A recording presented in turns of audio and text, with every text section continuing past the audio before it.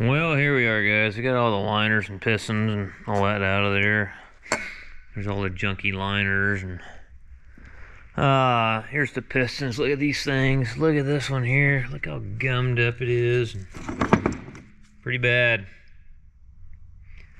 So, that's what's a good indication of you'll see on a dusted engine, the rings will be razor sharp. And that's what happens. It polishes the rings, and the rings just get polished and get a fine edge worn on them, and then they'll just sit there and start cutting the liners, and you'll have a groove. I mean, here they got a step on them. There's a couple of them that had a step. I mean, probably a good 1/8 inch step in them. You could, not an 1/8 inch, probably this one here. I mean, look, good grief, that's pretty bad. Yeah, I knew that thing was done for the day I went out there to look at it, and I changed the oil for them because I thought, that's all I can really do. Maybe try to change the oil and see what happens. And it just was nothing but silver, coming out of there. I'm like, yeah, this thing's done for. It doesn't take a rocket science to figure that one out. Well, you're not supposed to have metal in your oil, are you? Huh, not good.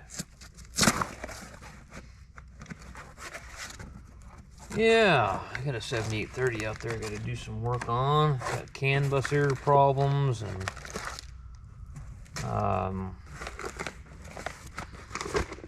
remotes on the back are leaking real bad, and then PTO shaft seal.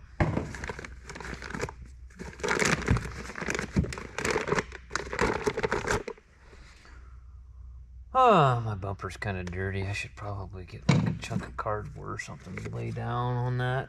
Would probably be the ideal thing to be doing instead of laying it in this dirty ass shit. Hang on a minute. Alright, so they ship these piston packs with the piston in there for shipping purposes, so they don't break the frickin' rings. So pull your piston out of there. Now on these engines here, you'll do is take your square cut looking green O-ring, put a little bit of this here slickums on there. This is just some trans gel. It works good. It doesn't swell up the O-rings or anything like that. But it's kind of cold, so it's kind of tacky. Kind of like me, it's kind of tacky. Tacky sumbats. Yeah, make sure these don't twist on you when you're putting them over the liner. That'll go right up here against that liner right there, okay? So the black one's on the bottom, the red one's on the top groove, and those are down in the engine block. Down in here and such. So I don't know, I'm not gonna be able to show you anyways. There's 2 grooves in the block there. The black one goes on the bottom. Red one goes in the top groove, and then just make sure when you're putting the liner in, I'll show you when I put the liner in. I take some of that trans gel and even wipe it around this tapered part where it starts. That way this is lubed up and everything slides together good. Alright, so I got her lubed up, got the O-rings in the block. Carefully lower it down in there. Wet liner engines are so much better than a dry liner engine. So much better. Look at that. They go in easy. There's no fighting them. That's what should be done right there. Take your old rubber mallet and go just kind of tap her, make sure she's seated up good. And no, I'm not going to check protrusion on this because I just had this thing apart and it was fine. I bet it probably didn't have 1,000 hours on it. I bet it's got probably 500 hours since those guys destroyed it. So anyways, it's kind of pretty repetitive from here. You just do the same thing 5 more times. So should probably just a little bit of safety precaution here. I know it's a frickin' mess. Yeah. Ain't enough time for me to do nothing clean, it seems like. Always going to the next blow up. That's all you ever do. Oh well. I'll get all the time I need, I guess, when I'm dead.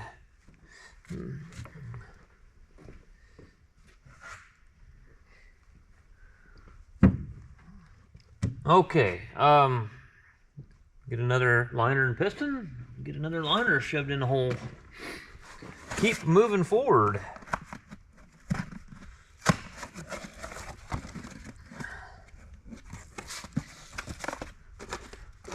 I should have videoed that snap rings for your wrist pin.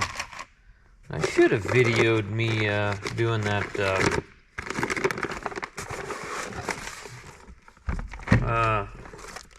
13.5 liter power tick and that 9430, changing those 4 injectors, but I didn't think about it.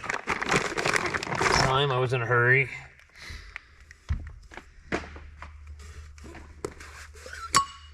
I'll pull that right out of there like that, and we'll lay that there. That weight kind of stays somewhat sanitary, maybe. I'll come over here and do the same thing over again.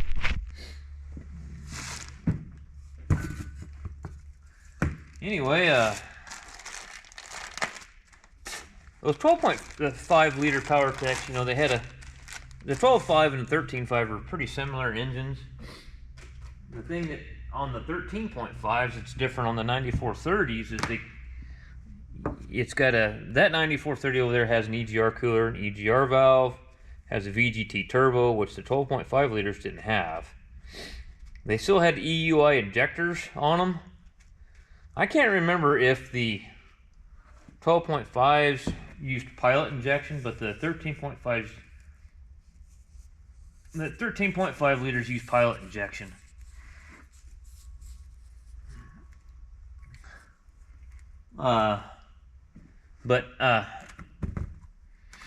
They changed the cams on them quite a bit on the 13.5s versus the 12.5s. The 12.5s, you could, most of the time you could set it on number 1 top dead center, and there was a slot in the camshaft that you stuck a timing pin through, and once you lock the crank on time and then you lock the cam in time, you could run the valves and set the injectors in, like, you know, half and half. You'd set half the valves and then you'd set half the injectors, and then you'd come back around, take the timing pins out and roll it around 360 degrees crankshaft rotation, and then let's do number 5. And then run the rest of your valves, set the rest of your injectors. Well, they really so that 13.5, you roll it around till there's a 10 millimeter slot in the camshaft, and you roll it around till that lines up, and that's number 1 top dead center. And then you can set the valves, the intake and exhaust on number 1, and then you can set some more exhaust valves or something. There were some more exhaust valves you set, and then you set the injector on number 5. And those injectors were set at, you run them down till they touch, and then you go 3/4 of a turn. And so then you set number 5, and then you get done with that part of the sequence, and then you run it around to the next slot. There's another slot in the cam, but see, the other slots in the cams are like 8.5 millimeters thick or something, which I just rolled them around to where the slot was centered in the hole and eyeballed it, because you don't pin the crank on the rest of the rotation. The only time you pin the crank is on 1 and 6. So anyways, it was kind of interesting. I have done those 13.5 liters before, but it's been a while. I think the last time I did a 13.5 was when I worked for that company that has that 9430T. I think that's the last time I did one.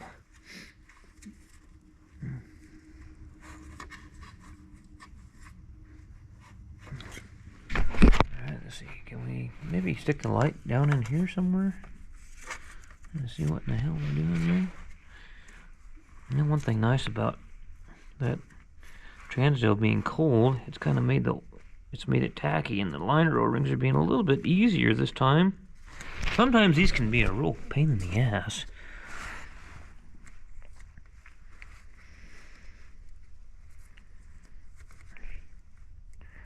I see all these liner O-rings that John Deere puts on these, and you look at them ISX Cummins, and they just put one on there. Okay, so let's put another liner in. Make sure that our O-rings are where they're supposed to be. Okay. It really sucked to put it back together and then have water and oil. Would not be good.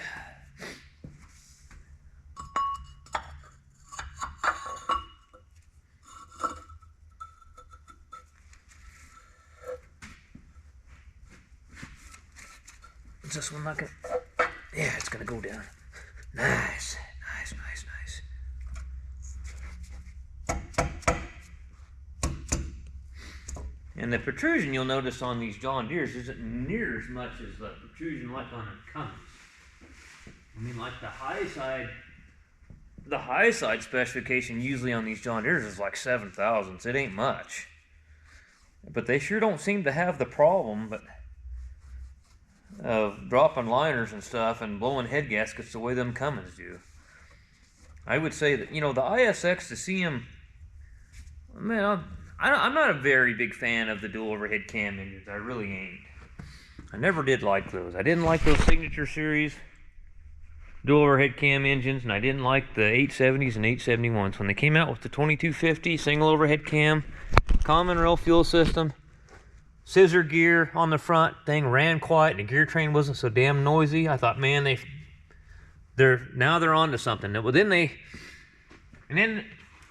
Cummins had that fuel pump problem, and that kind of really screwed their reputation up. That fuel pump really screwed them, because the 2250 engines were really good. Once you updated that piece of shit pump that failed all the time with the ceramic plungers, once you updated the pump and got rid of that and put the updated plungers in it, and if you had to in-frame it and you got your liners shimmed up, cut the counter bores where they should be, you had a pretty good engine, you know. And the other thing, I'm going to say it again, well, I know I'm not supposed to do that, but delete that son of a bitch, and then you got something worth having.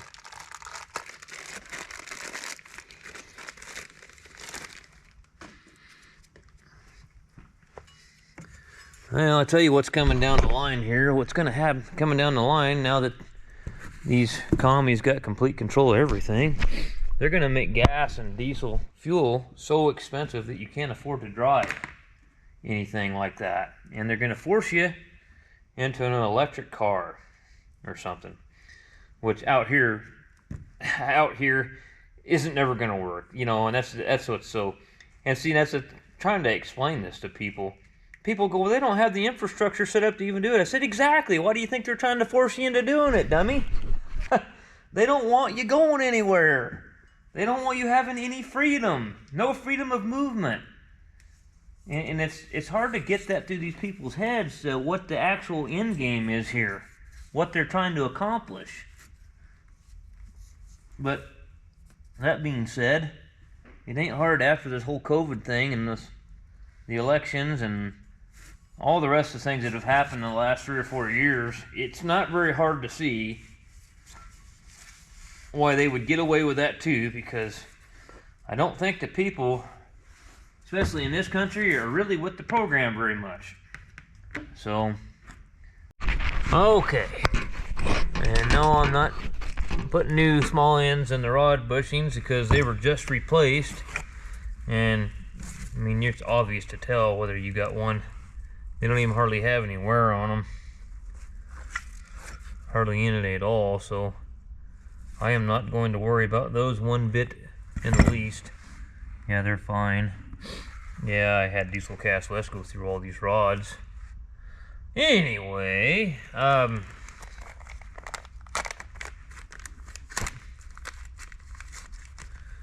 what I do here is get the old snap ring, and I'll put one of them in the piston, like so. Doesn't really matter which one, I guess. But whatever one you decide to do.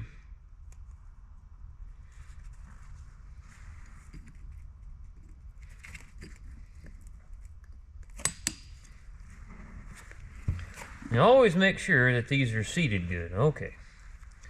So, nice thing about John Deere pistons and rods, they're both marked front, so it's kind of hard to screw it up too bad.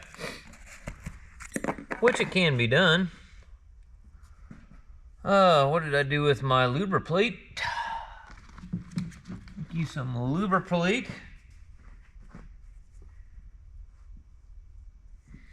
And go ahead and lube your wrist pin up. And then lube up your small end on your rod. Alright, so the rod's marked front, right? And so is the piston. So we're just going to put fronts to front, like so. Let me get this over here. Slide the old wrist pin in there.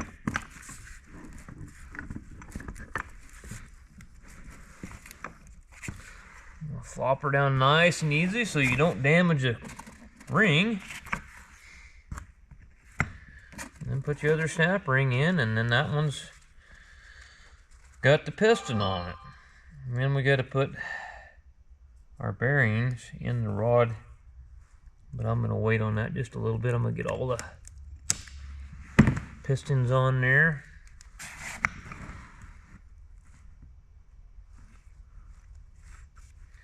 Can't stress to you enough to make sure those are seated up, those snap rings. It really would suck to have a wrist pin come out against the liner and wear a big old notch in it. So the rest is pretty repetitive.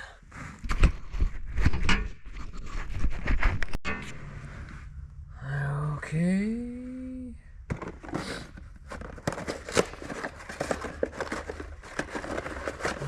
Putting the rod bearings in them now. Bearing tang. Now these rods here, there's no rifle drilled passage through the rod to feed both bearings. It must be relying on splash lubrication, it looks like to me, because there is no rifle drilled passage through the rod to feed the rod bearing from the crank. So that would in turn mean splash lubrication. That's about the only alternative, which is kind of shitty, but it is what it is. It's a cheap way to do things, let's put it that way.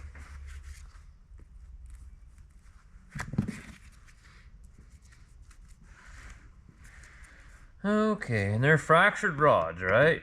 Fractured rod cap. If you don't know what a fractured rod cap, a machine rod cap, some of them will have a tongue and groove machine rod where, and most of the machine rods you'll see will be stamped, you know, with the cylinder numbers on them too, and you'll match those numbers up. But these are not. These are fractured rod caps.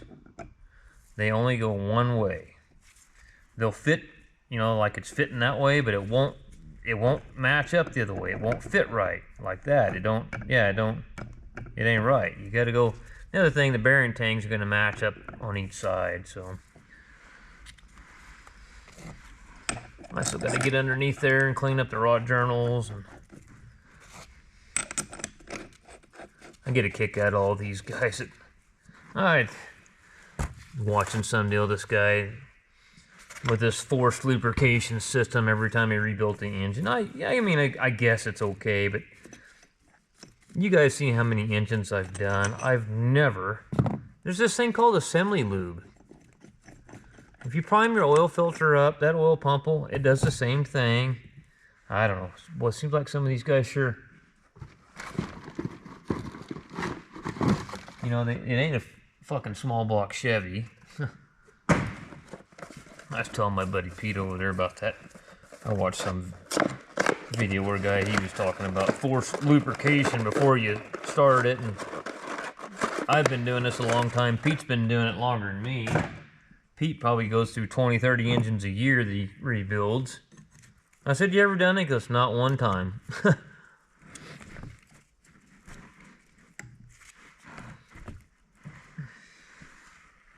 Not once. Alright, so all our rods and pistons are set up. I got to get underneath this thing and get some brake clean and clean up the rod journals real good with some clean rags. Then I got to get some oil so I can dunk my pistons in there, and I can see that my oil control ring is not even on that one. So that's kind of shit right there you really got to pay attention to when you're doing these, because that could be a big problem. It's not even on. Yeah, it's not even, the spring's not even in the groove or nothing. No good. So I can fix that though. I can do it.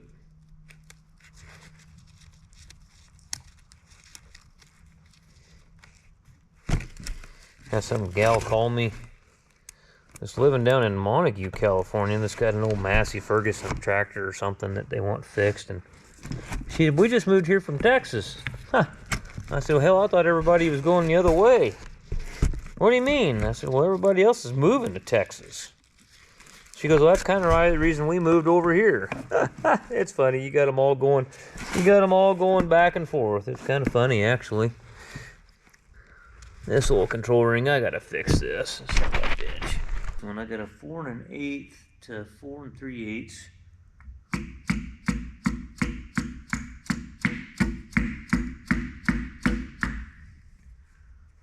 What are we doing here? Sometimes the ring compressor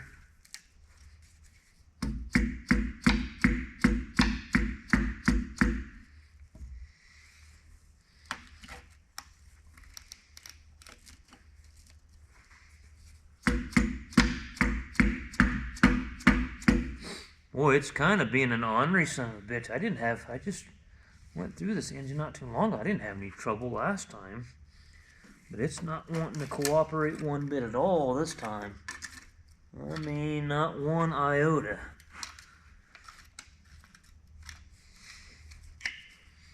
I don't know what to make of it right now.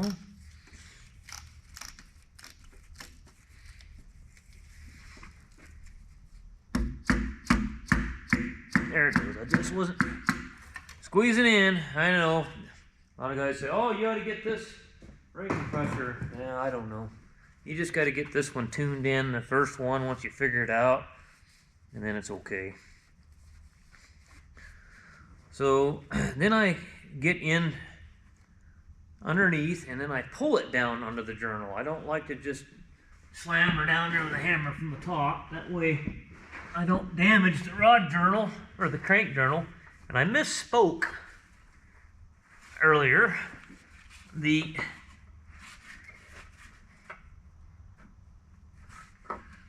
There is a hole in the crankshaft to feed this big end.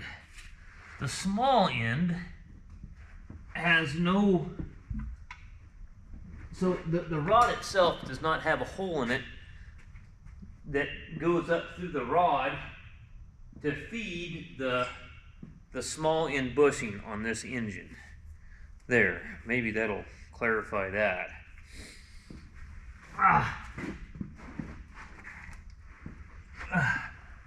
Okay, so we're back on the 6068, but I was kind of checking shit out here. Hang on a second. What do I got in the sack?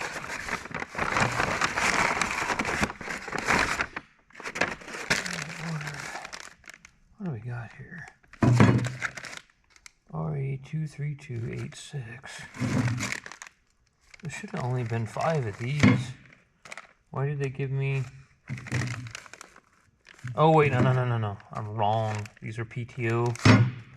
That's PTO stuff. These are PTO. There should be 6 of these. 1, 2, 3, 4, 5, 6. Okay, that's PTO disc. I was going to replace those. Anything, add any kind of friction material on it. I thought, well, let's do it. RE29333. These should be for C1, C2, The only thing we're missing is they can't find, I think Wayne finally found them at another dealer. Deere themselves did not have any. So I had one of these that was shipped, but I needed 4 more. So that's 1, 2, 3, 4. And this is the one that I screwed up on and I counted wrong. There's actually 9 of these for the brake packs, and I ordered 8. So this is the remaining one that I needed to put in there. So I can actually rebuild C1, C2 clutch pack. And the only clutch pack that well, you know what I think I neglected to tell him is I needed a clutch disc for, I screwed up. Golly. No, I didn't. No, he's getting that one too. Never mind. That one clutch disc that was missing on the input planetary. So, anyway, I can finish up the brake planetary. I just can't put the C3 clutch pack back together on it. God, if I had the C3 clutch disc, I could put that planetary in there. I could do a lot of stuff. If I got the output planetary together on that tractor, I could put it in, install it. I could put the drive, the pinion shaft back in it, which would be the output shaft for the planetary. And then I could put the rock shaft back on. I could put the clutch housing back on, put the PTO back in it. There's a lot of stuff that I could do if I had C3 clutch disc. So I'm going to be hung up on it for a while. So, in other words, I'm not in too big of a hurry right now to do that, I guess. I mean, I still got work I can do, so I don't know why those wound up back here, but I ordered 2 of these in case I screwed up another one. Another set of rings for that. I broke my willow tree at home. Golly, that thing is... They finally all came off. I think they're all in the back of my truck, so... Alright, so... Oil control ring. 6170M, 6.8 liter. PowerTech pile of shit. Okay. And... this one here. 1, 2, 3. Should be this one right here. Okay. That's all I needed. You can't buy just an old control ring, so. So let's, we don't want to use this spring. We already got one in this, so.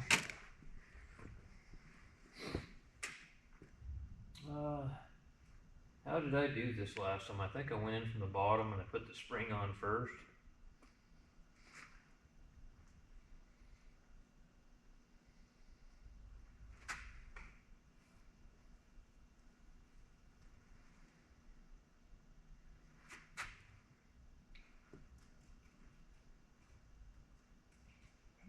Did that. Oh, hey, you dumbass. I didn't have the rod cap together. That's how I did that, you moron.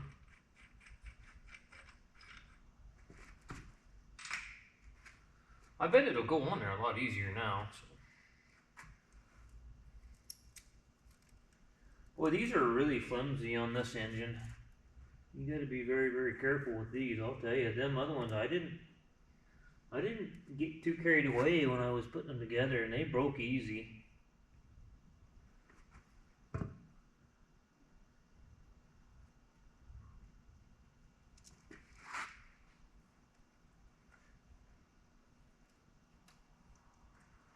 Okay.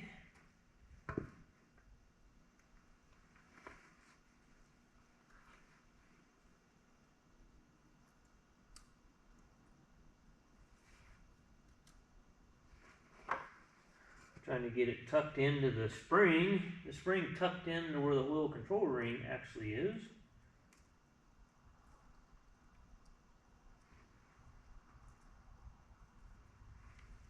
How's that looking? Okay, now need to clean my piston off a little bit. The a clean rag.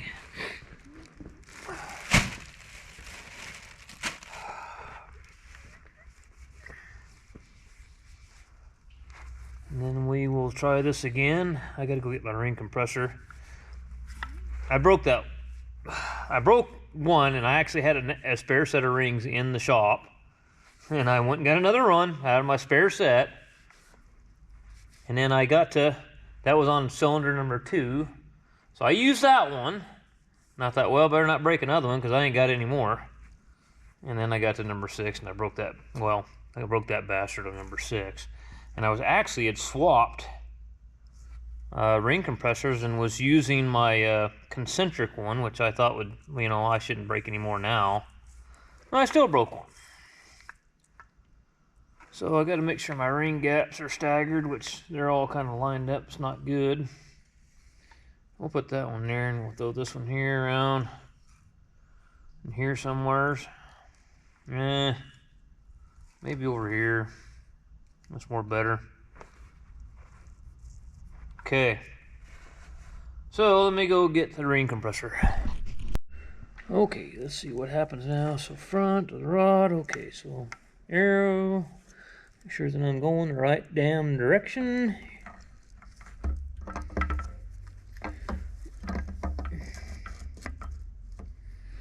Okay.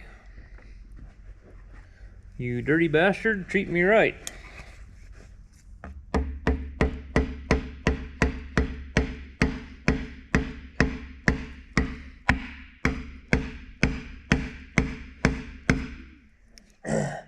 What do we got going on here? What do we got going on?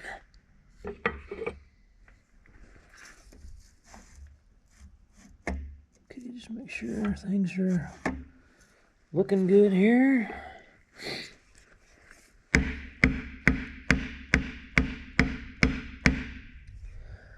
Huh, what's going on? It's not working out here for some reason.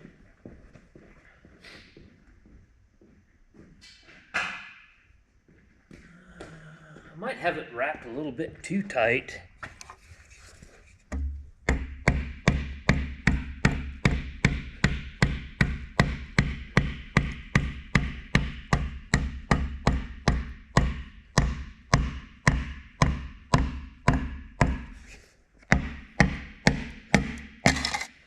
Say it should go in there with no problems.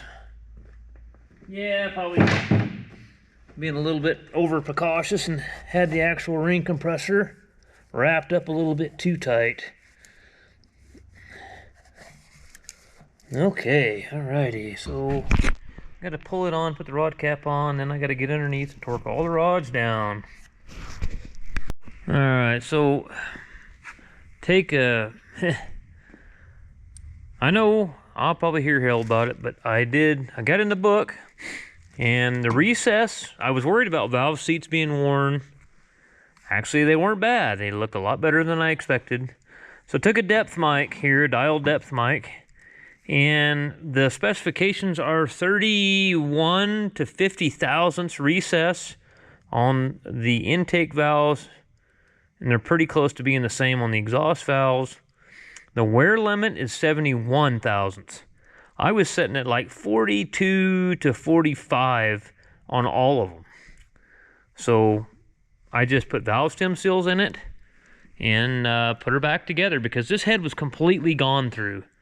I mean, this thing probably hasn't got 500 hours on it.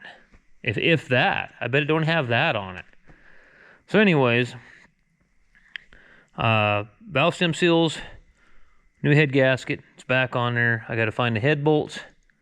If I would have had, you know, sunken valves to where it was beyond the wear limit or even close to the wear limit, I've been like, shit, you know, we can't do this. I was expecting to see valves. You'll get sometimes on dusted engines, you'll see where the valve seats match the angle part of the valve face. It'll pit them real bad, where that dirt goes through there. Actually, they looked really good. I was really surprised to see they were as good a shape as they were.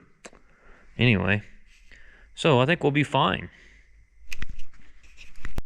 So I was unwrapping all these head bolts for this engine are wrapped individually, and I'm like, already pulled them out, but there was something down in the bottom of this box. Well, the other day, yesterday, I called Wayne there at John Deere. I said, dude, man, I'm missing some stuff here, you know, missing.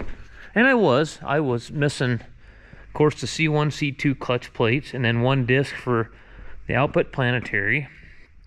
I'm like, dude, I'm missing stuff here, man. And he said, well, it says those C3 plates were accounted for. They should have been there. I said, man, I went through everything. I don't see them. So anyway, in that small box where the head bolts were, because this is the same company that owns both these tractors. And so I'm digging through there, and sure as shit, there they are. So there's our C3 clutch plates. Okay, the only thing I'm lacking, I think, you know, and I think that one, I'm trying to remember, I think that one disc, I'll have to look at the part numbers, but I think the one disc for the input planetary that's like this is the same number. I'm pretty certain it is, because I think I ordered 6. That's exactly what I did. I ordered 6, because that one was the same as that one. So I think I'm covered there. I think I can go together with this thing, man, tomorrow. That'll be exciting, very exciting to start putting things together. Maybe we're gonna have a good week. Okay, well, I'll continue on. I was excited, I had to tell you. I found those discs because, hey, there wasn't any more in John Deere's inventory. I was like, holy shit, man. Well, I found some at Abilene Machine up in Montana. I could have got them from there. I'm glad I didn't now, but anyway, I'm going to unwrap the rest of these head bolts. Should be 26 of them. And then we've got to get some Earl on them. Earl the threads, and I like to Earl the shoulder right here so they don't bite into the metal when you're torquing them down. Because they're like everything else, they're torque turn. And I don't remember the actual specifications. I got the laptop plugged in the office. It was almost dead. I had it out over there working on that 9430. Okay, let's count them. Oh, I might have to take my shoes and my socks off though. I went to school in Butte Valley. Yeah. All right. Garbage. 1, 2,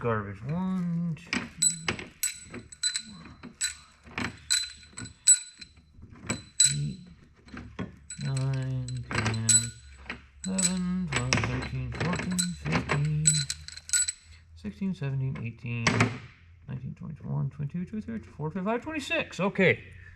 They're accounted for. All right, I'm going to get them lubed up, and then we'll get the impact and run them down.